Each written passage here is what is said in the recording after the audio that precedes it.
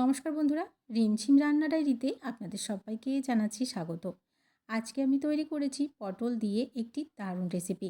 সম্পূর্ণ নিরামিষ একটি রেসিপি। দুপুরবেলা গরম ভাতে এইরকম একটি রেসিপি থাকলে আর কিন্তু কিছুই লাগবে না। বড়রা তো খাবেই, তার সাথে দেখবেন বাচ্চারাও চেয়ে খাচ্ছে, এতটাই টেস্ট হয় এই রেসিপিটি। তো বন্ধুরা, তাহলে আর দেরি না করে চলুন আজকের এই রেসিপিটি দেখে নিই। সম্পূর্ণ রেসিপিটি দেখার অনুরোধ রইল। এই রেসিপিটি তৈরি করার জন্য প্রথমে আমি এদিকে একটি কড়াই বসিয়ে দিয়েছি। এই কড়াইতে দিয়ে দিচ্ছি বেশ খানিকটা সরিষার তেল। তেলটা একটু গরম হয়ে গেলেই এই তেলে দিয়ে দিচ্ছি হাফ চামচ হলুদের গুঁড়ো আর দিয়ে দিচ্ছি হাফ চামচ পরিমাণ লবণ। এবারে আমি এখানে দিয়ে দিচ্ছি বড় বড় করে টুকরো করে কেটে রাখা আলু। আলুগুলোকে একটু লাল লাল করে ভেজে নিতে হবে। এখানে আমি মিডিয়াম সাইজের 4টি আলু ব্যবহার করেছি। আলুটা এদিকে ভাজতে থাকুক, আমি এদিকে নিয়ে নিয়েছি মুগ ডাল। মুগ ডালটাকে আমি প্রায় 2 ঘন্টার জন্য ভিজিয়ে রেখেছিলাম। সমস্ত মুগ ডাল কিন্তু খুব ভালোভাবে ভিজে ডাবল হয়ে গেছে। এবারে এখান থেকে জল থেকে তুলে নেব আর একটা মিক্সি জারে নিয়েই মুগ ডালটাকে স্মুথ করে পেস্ট তৈরি করে নেব। এই ডালে যেন খুব বেশি একটা জল না থাকে সেদিকে খেয়াল রেখে ডালটাকে বেটে নিতে হবে। তো বন্ধুরা, ডালটাকে আমি খুব ভালো করে বেটে নিয়েছি। এইদিকে আলুটাও খুব ভালোভাবে ভাজা হয়ে গেছে, কড়াই থেকে তুলে নিচ্ছি।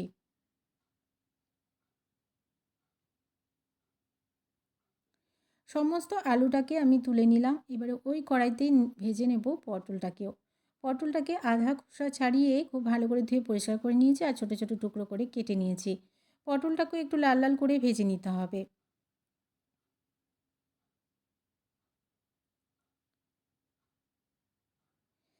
প্রায় 70% মতন কিন্তু একটু ভেজে নিতে হবে সমস্ত কিছুকে। এবারে বন্ধুরা, এখানে আমি যে ডালটা বেটে রেখেছিলাম সেই ডালে পরিমাণ মতো লবণ আর হাফ চামচ পরিমাণ হলুদের গুঁড়ো দিয়ে খুব ভালো করে মেখে নিচ্ছি। এখানে কিন্তু আর কিচ্ছু দেওয়ার একদমই প্রয়োজন নেই। এদিকে একটা মশলা তৈরি করে নেব, তার জন্য মিক্সি জারে দিয়ে দিচ্ছি টুকরো করে কেটে রাখা আদা, দিয়ে দিচ্ছি কাঁচা লঙ্কা, একটা টমেটো, দিয়ে দিচ্ছি 2 চামচ পরিমাণ পোস্ত, আর দিয়ে দিচ্ছি 2 চামচ পরিমাণ সাদা তিল, দিয়ে দিচ্ছি কয়েকটা কিশমিশ। কোনোরকম জল না দিয়ে প্রথমেই স্মুথ করে একটা পেস্ট তৈরি করে নিতে হবে। যদি প্রয়োজন হয় জলের তবেই দেবেন। তো বন্ধুরা, এদিকে পটলটাও খুব ভালোভাবে ভেজে নেওয়া হয়ে গেছে, নামিয়ে নিচ্ছি। এদিকে একটা ফ্রাইং প্যানে তেল গরম হতে দিয়ে দিয়েছিলাম। এই তেলে আমি এই ডালের বড়াগুলোকে ভেজে নেব। পছন্দ মতো কালার আসা পর্যন্ত ডালগুলোকে একটু ভেজে নিচ্ছি। ওই কড়াইতেই রান্নাটা করব, আর কোনো রকম তেল দেবো না। এবারে আমি এই তেলেই দিয়ে দিচ্ছি হাফ চামচ গোটা জিরা আর একটা তেজপাতা, আর দিয়ে দিচ্ছি বেটে রাখা মশলাটা। খুব ভালো করে একটু নাড়াচাড়া দিয়ে মিশিয়ে নিচ্ছি। মশলাটাকে একটু সময় নিয়ে কষিয়ে নিতে হবে। মশলা কষানোর উপরেই কিন্তু রান্নার টেস্টটা দ্বিগুণ বেড়ে যায়। এই পর্যায়ে এখানে কিছু গুঁড়ো মশলা অ্যাড করে দিচ্ছি হাফ চামচ ধনে গুঁড়ো, হাফ চামচ হলুদের গুঁড়ো, হাফ চামচ দিয়ে দিচ্ছি জিরা গুঁড়ো আর 1 চামচ কাশ্মীরি লাল লঙ্কার গুঁড়ো। তবে বন্ধুরা, কাশ্মীরি লাল লঙ্কার গুঁড়োটা সম্পূর্ণ অপশনাল, আপনারা চাইলে দিতে পারেন, নাও দিতে পারেন। এটা আমি কালারের জন্য ব্যবহার করেছি। বাটিটা ধুয়ে একটু জল ব্যবহার করলাম যাতে মশলাটা পুড়ে না যায়। খুব ভালো করে নাড়াচাড়া দিয়ে মিশিয়ে নিচ্ছি আর বেশ খানিকক্ষণ সময় নিয়ে একটু মশলাটাকে কষিয়ে নিচ্ছি, যতক্ষণ না মশলা থেকে একটু তেল ছেড়ে দিচ্ছে। মশলাটা যখন একটু কষানো হয়ে যাবে, এখানে অল্প পরিমাণে জল দিয়ে নিতে হবে। বাকি জিনিসগুলো যখন ব্যবহার করবেন তখন কিন্তু অবশ্যই এখানে একটু জল দিয়ে নেবেন।